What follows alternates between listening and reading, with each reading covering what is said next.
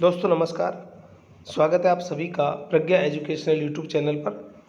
मित्रों, रीट भर्ती परीक्षा संपन्न हो चुकी है और बोर्ड ने माध्यमिक शिक्षा बोर्ड ने अपने ऑफिशियल साइट पर पेपर अपलोड कर दिए हैं। तो मैं ऑफिशियल जो पेपर है साइट से लेकर के यहाँ पर आपको दिनांक 24/7/2022 को चौथी शिफ्ट का जो पेपर था उसका हल मनोविज्ञान का मैं आपको करवाने जा रहा हूँ। पेपर का जो हल बताने से पहले मैं आपसे एक महत्वपूर्ण जानकारी साझा करना चाहता हूँ। ये आपको स्क्रीन पर एक पुस्तक दिखाई दे रही, लक्ष्य पब्लिकेशन द्वारा प्रकाशित है। प्रज्ञा शिक्षा मनोविज्ञान एक समग्र अध्ययन। ये भर्ती केवल रीट के लिए नहीं बल्कि फर्स्ट ग्रेड, सेकंड ग्रेड और रीट भर्ती परीक्षा को ध्यान केंद्रित रखते हुए इसका लेखन किया गया है। 2000 वस्तुनिष्ठ प्रश्नों का भी संग्रह है। स्कूल व्याख्याता, वरिष्ठ अध्यापक, रीट के ओल्ड गत वर्षों में जो प्रश्न पत्र है वो इसमें शामिल किए गए हैं। साथ में एक ही जगह आपको संपूर्ण कंटेंट देखने को मिलता है। रीट के मेन परीक्षा में जो टॉपिक 2 नए ऐड हुए हैं, शैक्षिक परिदृश्य और जो है सूचना तकनीकी, दोनों ही टॉपिक यहाँ पर इस पुस्तक में ऐड कर दिए गए हैं। साथ में आईसीटी जो सूचना तकनीकी, ये टॉपिक फर्स्ट ग्रेड में पहले से ही था। यहाँ पर ये पुस्तक सभी शिक्षक भर्ती परीक्षाओं के लिए आधार बुक होगी। इस पुस्तक के बारे में मैं आपको इसलिए बताना चाह रहा हूँ कि इस पुस्तक से रीट भर्ती परीक्षा के चारों शिफ्ट के जो पेपर हुए हैं वो ज़्यादातर प्रश्न, हम क्या पूरे प्रश्न कह सकते हैं, कोई समझ पर आधारित जो प्रश्न थे तो वो भी सारे इस पुस्तक को पढ़ने से हल हो जाते हैं। और लगभग 99% जो प्रश्न हैं वो इस पुस्तक से आए हैं। पेज संख्या सहित मैं आपके सामने यहाँ पर साझा कर रहा हूँ। पेज संख्या देने से मतलब, पेज संख्या जब कोई व्यक्ति देता है तो इसका मतलब वो प्रामाणिक होता है। आप इसका मिलान कर सकते हो। यूट्यूब चैनल है और यहाँ पर मोबाइल नंबर भी दिया हुआ है। अगर आपको नहीं मिलता है तो आप इस नंबर पर मैसेज करके भेज सकते हो। निश्चित रूप से ये जो है पुस्तक आपकी आगामी भर्ती परीक्षाओं के लिए मेल का पत्र साबित होगी। तो प्रज्ञा शिक्षा मनोविज्ञान का अध्ययन करें। एक बार इस पर मैं चर्चा करते हुए आपको थोड़ा सा बता दूं, लक्ष्य पब्लिकेशन द्वारा प्रकाशित यह पुस्तक 522 पेज में लिखी गई है। और यहाँ पर इसके संबंध में अधिक जानकारी प्राप्त करने के लिए, इसको मंगवाने के लिए 9829927737 पर आप संपर्क कर सकते हैं। अनुक्रमणिका दे रखा है। अनुक्रमणिका में इसका विभाजन 16 इकाइयों में किया गया है और 17वीं जो इकाई है वहाँ पर ओल्ड क्वेश्चन पेपर इसमें दिए गए हैं। 16 इकाइयों में शिक्षा मनोविज्ञान का अर्थ, क्षेत्र और उपयोगिता है, बाल विकास है, अधिगम है, बुद्धि है, व्यक्तिगत विभिन्नताएं हैं, व्यक्तित्व और समाजन की प्रविधियाँ हैं, मनोव्याधि की विकास है, चिंतन एवं अभिप्रेरणा है, शिक्षण के प्रतिमान फर्स्ट ग्रेड का टॉपिक है, शिक्षण अधिगम में कंप्यूटर और सूचना तकनीक का प्रयोग रीट और फर्स्ट ग्रेड दोनों के लिए उपयोगी है, सीखने के प्रतिफल रीट भर्ती परीक्षा के लिए है। नई शिक्षा नीति भी मैंने इसमें डाल दी है। आगामी भर्ती परीक्षा जब भी होगी या सिलेबस चेंज होगा तो उसमें भी ये टॉपिक रहेगा, लेकिन तब तक नए अपडेट हम आगे और लेकर आएंगे। संप्रेषण कौशल फर्स्ट ग्रेड का टॉपिक है। शिक्षण अधिगम प्रक्रियाएं रीट का टॉपिक है। आत्म संप्रत्यय अभिरुचि अभिक्षमता सेकंड ग्रेड का टॉपिक है। राजस्थान में शैक्षिक परिदृश्य, ये रीट में एक नया टॉपिक जोड़ा है और फर्स्ट ग्रेड में स्कूल मैनेजमेंट में ही चलता है। 17वीं जो यूनिट है वहाँ पर प्राध्यापक, वरिष्ठ अध्यापक और रीट भर्ती परीक्षाओं की गत वर्षों के जो प्रश्न पत्र है उनका संग्रहण किया गया है। यहाँ पर 522 पेज में ये पुस्तक लिखी गई है। बहुत बेहतरीन पुस्तक आपके लिए साबित होगी। आपको कैसे तैयारी करनी है, तैयारी करने वाले विद्यार्थी निम्नानुसार टॉपिक पढ़े। मेरे वीडियो को अंत तक देखें कृपया। आप क्या है आगे कर देते हो वीडियो को, तो कृपया अंत तक देखें। आरपीएससी स्कूल व्याख्याता वाले विद्यार्थी निम्न टॉपिक देखें। यूनिट 1, 2 जो भी यूनिट दे रखी है, सेकंड ग्रेड वाले विद्यार्थी ये यूनिट पढ़ें। रीट वाले विद्यार्थी यूनिट 2, 3, 4, 6 जो यूनिट दे रखी है इनको पढ़ना है। लेकिन ध्यान रखें ये रीट में यूनिट फर्स्ट यहाँ पर नहीं दी हुई है, लेकिन रीट भर्ती परीक्षा में जो अब आगामी भर्ती परीक्षा होगी मेन परीक्षा, उसमें यूनिट फर्स्ट आपकी सिलेबस में है, इसलिए यूनिट फर्स्ट भी आपको पढ़नी है। नेक्स्ट सीटेट वाले विद्यार्थी ये यूनिट पढ़े, हेडमास्टर परीक्षा वाले ये पढ़े। यानी सभी शिक्षक भर्ती परीक्षाओं के लिए एकमात्र जो आधार बुक है प्रज्ञा, उसका अवलोकन अवश्य करें। खरीदना आपकी स्वेच्छा पर निर्भर करता है, लेकिन पुस्तक को देखना चाहिए। आप एक ही पुराने ढर्रे पर नहीं चले, आप अपने विवेक, अपनी थिंकिंग को डाइवर्जेंट थिंकिंग करें। ऐसा नहीं है कि किसी व्यक्ति ने पहले पुस्तक लिख दी, उसमें से प्रश्न आ गए तो उसका लोगों ने क्या किया कि धारणा बना ली कि उसी पुस्तक को खरीदते हैं। लेकिन मार्केट में और भी बहुत सारी पुस्तकें जो आती है, आप सभी पुस्तकों को देखा करें, खरीदे वही जो आपके मन को अच्छा लगे, जो आपकी भाषा शैली आपको सूट करे, जो आपको पढ़ने में सहूलियत लगे, वही पुस्तक खरीदे। लेकिन आप पुस्तक को देखना नहीं भूलें। हम प्रारंभ कर रहे हैं चौथी शिफ्ट का प्रश्न पत्र हल कर रहे हैं। यहाँ पर पहला प्रश्न आपके सामने स्क्रीन पर आपको दिखाई दे रहा है। पहला जो प्रश्न है साथियों, निम्नलिखित में से सीखने की प्रक्रिया में शामिल है। तो सीखने की प्रक्रिया में शारीरिक रूप से तत्पर होना चाहिए, मनोवैज्ञानिक रूप से भी होना चाहिए और पर्यावरण, यहाँ पर सभी प्रकार से व्यक्ति को तैयार होना चाहिए सीखने के लिए, तभी वो अच्छे ढंग से सीख सकता है।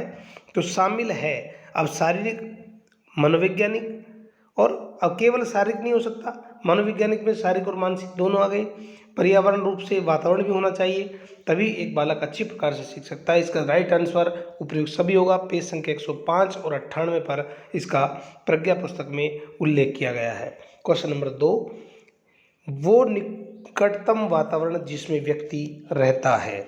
मित्रों, बहुत अच्छा सवाल था। वो निकटतम वातावरण जिसमें व्यक्ति रहता है, तो यहाँ पर English microsystem, mesosystem, exosystem और क्रोनोसो सिस्टम यहाँ पर दिया हुआ है, जिसे कालक्रम कहा गया है। तो यहाँ पर एक विद्वान हुए हैं ब्रोनफ्रेनब्रेनर, एक विद्वान हुए हैं ब्रोनफ्रेनब्रेनर,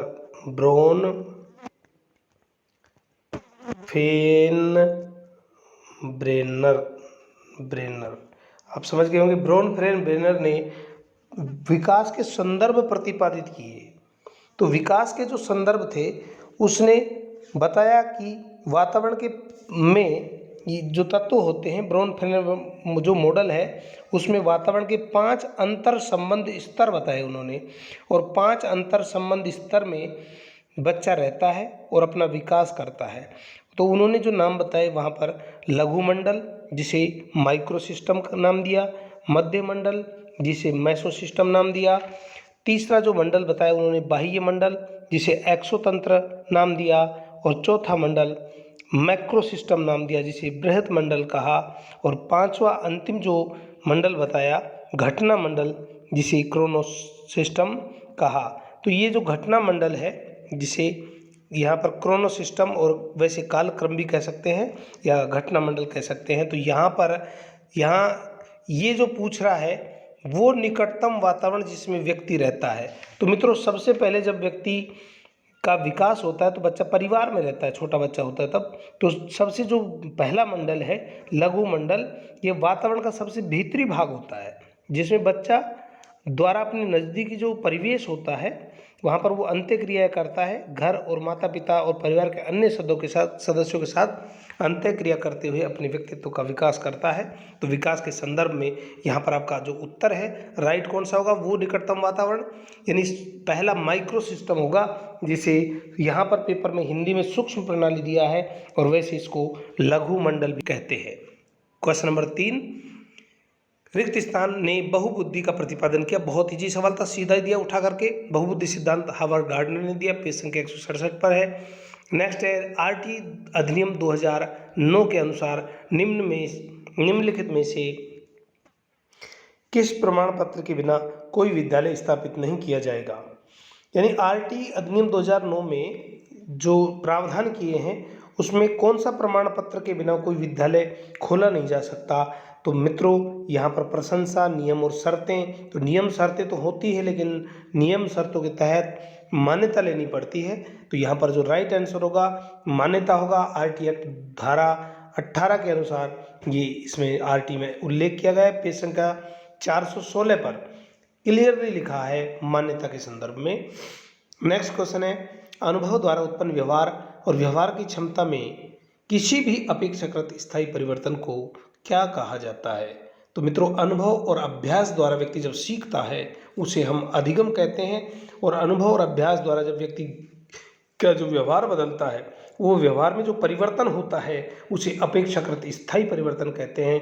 ये क्लियरली स्पष्ट रूप से अपेक्षाकृत को भी हमने वहाँ पर समझा रखा है बहुत अच्छे ढंग से कि ना तो पूर्ण रूप से स्थायी हो और ना अस्थायी हो, बीच का जो परिवर्तन होगा अपेक्षाकृत स्थायी परिवर्तन कहलाता है, उसे ही हम अधिगम कहेंगे और राइट आंसर होगा अधिगम।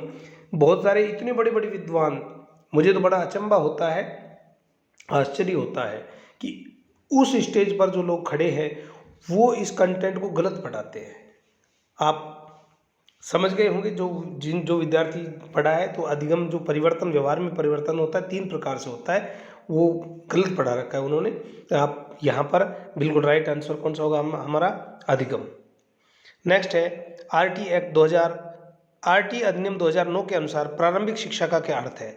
मित्रों, बच्चों ने जो मैं पहले आंसर की जो डाली थी उसमें प्राथमिक शिक्षा मुझे कहा गया था, मुझे पहले संशय था कि प्राथमिक शिक्षा नहीं प्रारंभिक शिक्षा होना चाहिए था, तो वही निकला प्रश्न। आरटी अधिनियम 2009 के अनुसार प्रारंभिक शिक्षा, बहुत सारे लोगों ने यह अंतर नहीं समझते कि प्राथमिक शिक्षा क्या होती है और प्रारंभिक शिक्षा क्या होती है। आप इसको क्लियरली समझ ले, ये तो ऑप्शन इसमें ऐसा कुछ थे नहीं जो आप इसमें से अलग नहीं कर सकते थे, तो ये ऑप्शन के हिसाब से तो आपने बिल्कुल इसमें छांट ही लिया होगा, वैसे भी नहीं कम पढ़ने वाले बच्चों ने भी कर लिया होगा। लेकिन आगे के लिए समझ ले कि प्राथमिक शिक्षा कक्षा 1 से 5 की शिक्षा, उच्च प्राथमिक शिक्षा जो होती है वो 8 तक की शिक्षा होती है, और 8 तक की 1 से 8 तक की शिक्षा को ही प्रारंभिक शिक्षा कहा जाता है। इस कारण से कक्षा 8 का जो परीक्षा होती है 8 की, वहाँ पर जो उनकी मार्कशीट आती है बच्चों की, वहाँ पर लिखा रहता है ऊपर प्रारंभिक शिक्षा पूर्णता प्रमाण पत्र। इसलिए पहली कक्षा से 8वीं कक्षा तक की शिक्षा प्रारंभिक शिक्षा होती है। नेक्स्ट क्वेश्चन है आनुवांशिकता तंत्र के अध्ययन के क्षेत्र में नवीन शोध किस दिशा की ओर अग्रसर है। क्वेश्चन नंबर 7 चल रहा है। आनुवांशिकता तंत्र के अध्ययन के क्षेत्र में नवीन शोध किस दिशा की ओर अग्रसर है। तो मित्रों, आनुवांशिकता तंत्र के अध्ययन के क्षेत्र में नवीन शोध कोशिकी विज्ञान के क्षेत्र में भी हो रहे हैं अध्ययन, जीव मिति विज्ञान के संदर्भ में हो रहे हैं, जानवरों का प्रायोगिक प्रजनन के संदर्भ में भी हो रहा है अध्ययन, तो सभी इसका उपयुक्त, सभी इसका राइट आंसर होगा। नेक्स्ट प्रश्न है आरटी अधिनियम 2009 शिक्षकों के लिए प्रति सप्ताह कितने कार्य घंटे निर्धारित किए हैं। ये सभी पेपर में आया था, 45 घंटे, पेज नंबर 416 पर अंकित है। क्वेश्चन नंबर 9, निम्नलिखित में से कौन व्यक्तित्व का जैविक निर्धारक नहीं है। तो मित्रों, जैविक निर्धारक जेनेटिक हेरिडिटिक फैक्टर से कौन सा निर्धारक नहीं है। तो तंत्रिका तंत्र, नर्वस सिस्टम, वाहिनी, ग्रंथियाँ, ये भी होता है, तंत्रिका तंत्र भी होता है, दैहिक संरचना जो स्ट्रक्चर होती है वो भी आनुवंशिक रूप से निर्धारित होती है, लेकिन स्थितिजन्य संरचना ये गलत होगा यहाँ पर, तो निर्धारक नहीं है यहाँ पर स्थितिजन्य संरचना। नेक्स्ट क्वेश्चन है क्वेश्चन नंबर 10, निम्नलिखित में से कौन आनुवंशिकता का सामान्य नियम नहीं है। तो आनुवंशिकता का जो नियम है वो आनुवंशिकता के नियम के अनुसार प्रगति भी होती है, प्रगतिशील परिवर्तन है विकास। तो आनुवंशिकता के कारण जो माता पिता से जो चीज़ लेकर आते हैं तो वो आगे भी पीढ़ी दर पीढ़ी चलती रहती है, तो प्रगति भी होगी।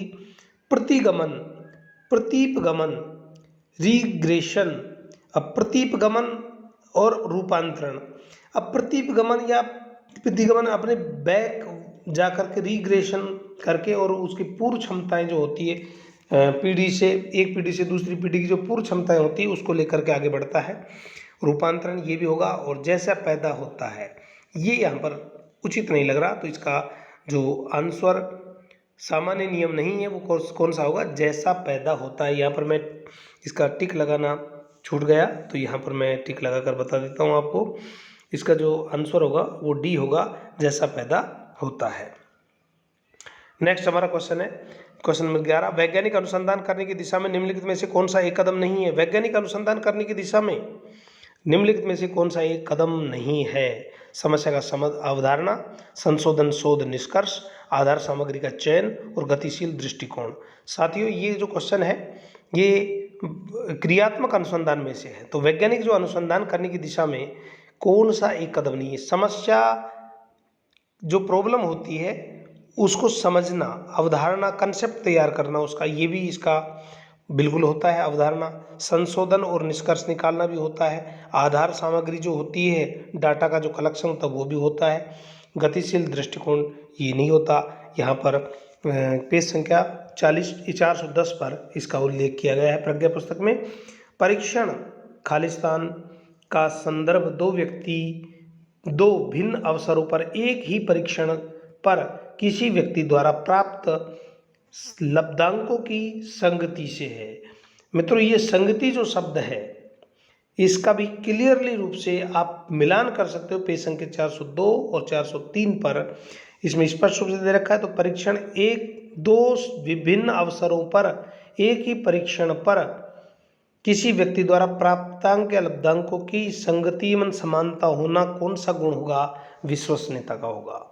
नेक्स्ट क्वेश्चन है, बच्चों को मुफ्त और अनिवार्य शिक्षा अधिकार अधिनियम 2000 जो 9 है अधिनियम के अंतर्गत आता है। तो 2009 है, ये बिल्कुल सीधा ही पूछ लिया 2009, इजी सवाल था। नेक्स्ट, शिक्षकों को मानसिक रूप से विक्षिप्त लोगों को निर्देश देते हुए समय ये ध्यान रखना चाहिए, मानसिक रूप से विक्षिप्त जो लोग होते हैं उनको किसकी शिक्षा नहीं दी जानी चाहिए? क्या ध्यान रखना चाहिए? परीक्षा उत्तीर्ण करने में सक्षम है?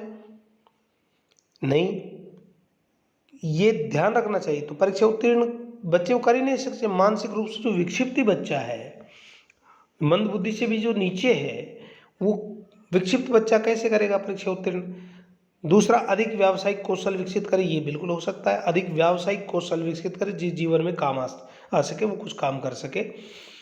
सामान्य बच्चों के साथ प्रतिस्पर्धा करने के लिए कड़ा परिश्रम करे। अब प्रतिस्पर्धा, मानसिक रूप से जो विक्षिप्त बालक होते हैं, मेंटली रिटायर्ड जो होते हैं, वो प्रतिस्पर्धा करने में भी समर्थ नहीं होते, इसलिए ये भी गलत हो जाएगा। लगातार प्रतिस्पर्धी खेलों में समय बिताए, ये भी गलत हो जाएगा। तो यहाँ पर जो ऑप्शन के हिसाब से राइट आंसर होगा वो अधिक व्यावसायिक कौशल। इसका क्लियरली बिंदु दे रखे बना करके, वहाँ पर मानसिक रूप से जो बच्चे हैं, मानसिक मंदता के टॉपिक जो है मनोवैज्ञानिक विकास के अंतर्गत प्रज्ञा पुस्तक में पेज संख्या 227 पर दिया गया है, आप देख सकते हैं। नेक्स्ट क्वेश्चन है, पारितोषिक तथा दंड के माध्यम से सीखना। तो यहाँ पर पारितोषिक यानी पुरस्कार और दंड के माध्यम से सीखना है। प्रेक्षणात्मक अधिगम, सामाजिक अधिगम, शास्त्रीय अनुबंधन और क्रिया प्रसूत अनुबंधन। मित्रों, पुनर्बलन जो शब्द है वो स्किनर ने प्रतिपादित किया, हल ने भी सिद्धांत दिया पुनर्बलन का, लेकिन सबसे पहले जो अवधारणा थी वो थॉर्नडाइक के समाई प्रभाव के नियम में, जैसे पुरस्कार और दंड का नियम भी प्रकाश में लाया। तो थॉर्नडाइक थे पुरस्कार और दंड का नियम प्रकाश में लाने वाले। लेकिन यहाँ पर जो पूछ रहा है पारितोषिक और दंड के माध्यम से बच्चा सीखता है, तो यहाँ पर ऑप्शन के हिसाब से बिल्कुल राइट आंसर होगा क्रिया प्रसूत अनुबंधन का सिद्धांत। पुनर्बलन की यहाँ पर स्किनर ने अनुसूची भी प्रतिपादित की थी। नेक्स्ट क्वेश्चन है, फ्राइड के अनुसार व्यक्तित्व के प्राथमिक संरचनात्मक तत्व है। तो फ्राइड ने व्यक्तित्व का गत्यात्मक या संरचनात्मक मॉडल प्रस्तुत किया और उसमें व्यक्तित्व के इदम, अहम और परा अहम तीन जो तत्व बताए, इड, ईगो और सुपर ईगो के माध्यम से व्यक्तित्व का विश्लेषण किया। राइट आंसर होगा इदम, अहम और परा अहम। नेक्स्ट है, स्थिर अवस्था बनाए रखने के लिए शरीर की प्रवृत्ति को कहा जाता है।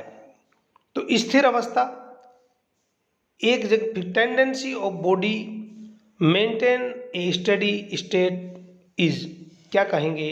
तो यहाँ पर समावस्थिति कहेंगे उसको। क्या कहेंगे? समावस्थिति, समान स्थिति, समान स्थिति को समस्थिति कहा जाता है। तो यहाँ पर स्थिर बनाए रखने के लिए, स्थिर अवस्था बनाए रखने के लिए शरीर की प्रवृत्ति को समस्थिति कहा जाता है। राइट आंसर होगा। नेक्स्ट क्वेश्चन है, सीता एक डे केयर में काम करती है, वेतन कम है और काम के घंटे लंबे हैं। तो ये सवाल इतने जितने बड़े आते हैं उतने इजी होते हैं। तो वेतन कम है, काम के घंटे कम है। अब क्वेश्चन बदला, लेकिन वह बच्चों के आसपास रहना पसंद करती है, यानी उसकी जो आंतरिक अभिप्रेरणा है, जो स्वेच्छा है, वो उसको बच्चों के आसपास रहने के लिए प्रेरित करती है और उच्च वेतन वाली नौकरी को तलाश नहीं करती। तो सीता की प्रेरणा किस प्रकार की दोस्तों कौन सी होगी? आंतरिक अभिप्रेरणा, पेज संख्या 263 पर है। नेक्स्ट है, प्रतिभाशाली की पहचान हमें प्राथमिकता देनी चाहिए। प्रतिभाशाली जो बालक होते हैं उनकी पहचान के लिए कौन सा परीक्षण होता है, किसे प्राथमिकता देनी चाहिए? देखो, माता पिता की राय भी लेनी चाहिए, शिक्षकों की राय भी, सामुदायिक, ये चीज़ें ऑथेंटिक नहीं हुई। तो ऑथेंटिक जो होगा वो होगा वस्तुनिष्ठ परीक्षा का परिणाम। प्रतिभाशाली बालकों की पहचान वस्तुनिष्ठ परीक्षा के परिणाम द्वारा हम अच्छे ढंग से परख सकते हैं, निकाल सकते हैं। पेज संख्या 185-86 पर उल्लेख किया गया है। नेक्स्ट जो क्वेश्चन है, निम्नलिखित में से कौन सा संज्ञानात्मक कार्य पद्धति के स्वस्थ स्तर को बनाए रखने में मदद करने के लिए उपयुक्त नहीं है?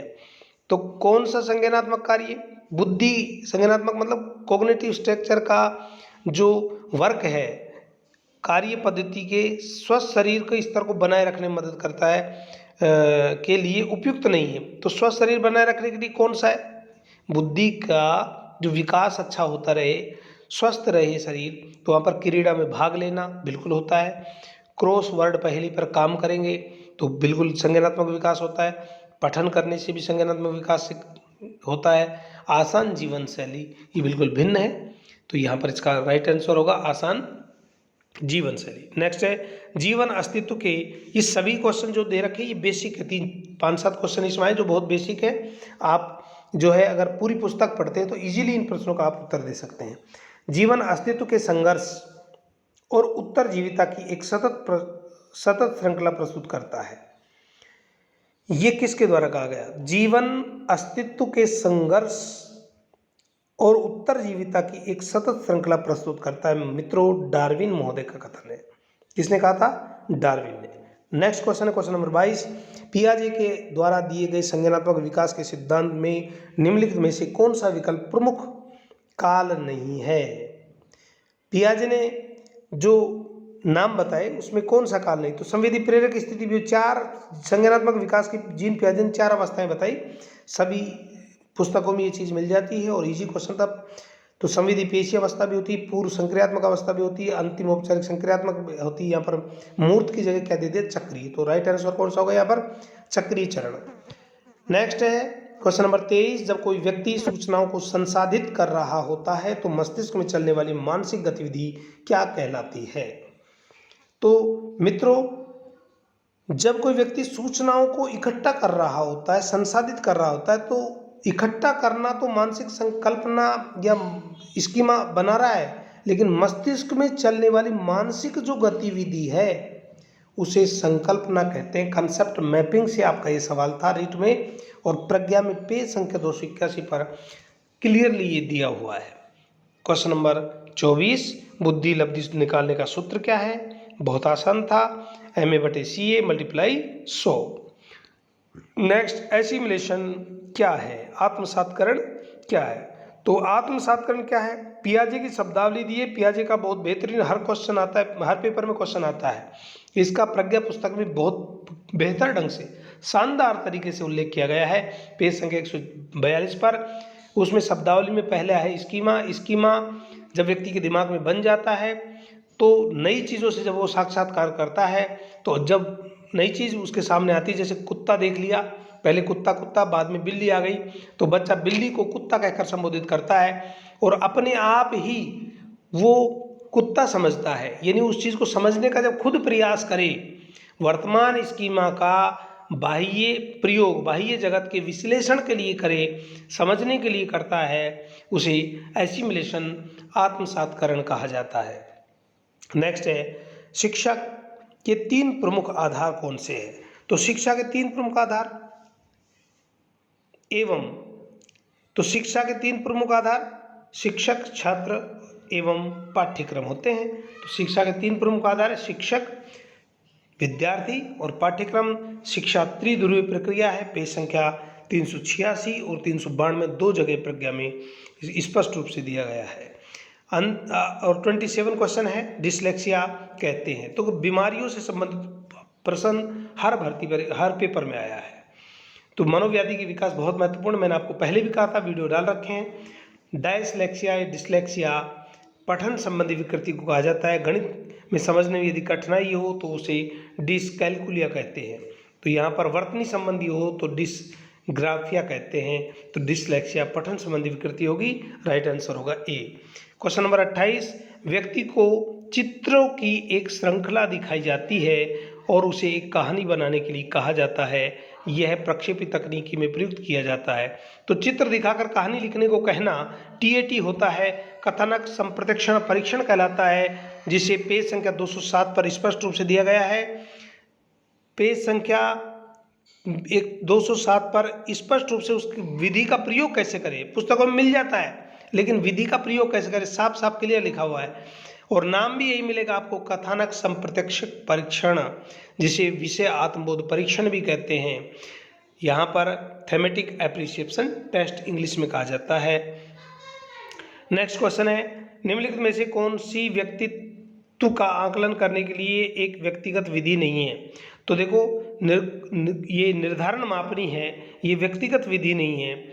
आत्मनिष्ठ और वस्तुनिष्ठ, ये क्रम निर्धारण जो मापनी है वस्तुनिष्ठ विधि है। आत्मनिष्ठ या व्यक्तिनिष्ठ जो विधि है व्यक्ति इतिहास विधि है, साक्षात्कार विधि भी है, वस्तु सूची तकनीकी भी है।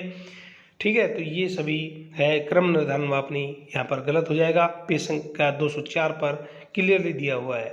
अंतिम क्वेश्चन, इस प्रश्न पत्र का निम्नलिखित में से कौन सा मानसिक मंदता के वर्गीकरण के अंतर्गत नहीं आता। तो देखो मानसिक मंदता में गंभीर मानसिक मंदता,